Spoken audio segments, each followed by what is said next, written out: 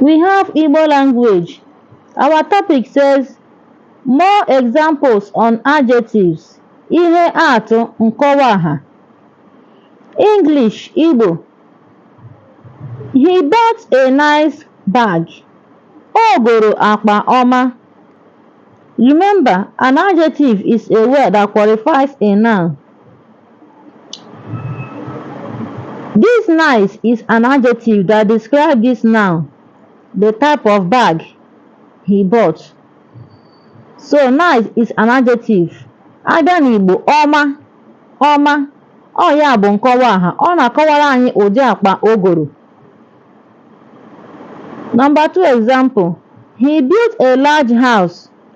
Ọ rụrụ nnukwu ụlọ. Nnukwu here is an adjective maọbụ nkọwaaha.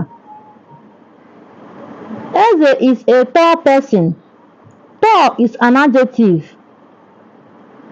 Eze bụ ogologo mmadụ. Ogologo ebe a bụ nkọwaaha. I live in a big house. M bi n'ụlọ nnukwu. Nnukwu ọ ya bụ nkọwaaha. Ọ na-akọwara anyị otu aha bụ ụlọ, otu ọ dị. I ate cold food. M riri nri juru oyi.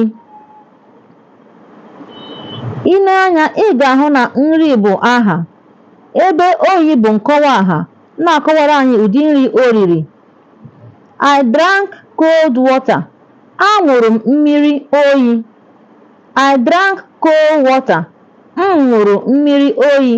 Ọ bụrụ na isi aṅụrụ m mmiri oyi, ọ dịkwa mma. Isikanụ m ṅụrụ mmiri oyi, ọ dị mma. Mata na ihe anyị na-ekwu bụ nkọwaaha. Ya bụ, ile anya n'ebe a, mmiri bụ aha. Ihe na-akọwa ụdị mmiri ọ ṅụrụ bụ oyi. Ọ ṅụrụ mmiri oyi. Ngwanụ, tụsara anyị ozi a. Lesonyere anyị na YouTube na Rejoice Chinwendu Special TV. Ka emesịa nụ, tụsara anyị ozi a ụmụnne m.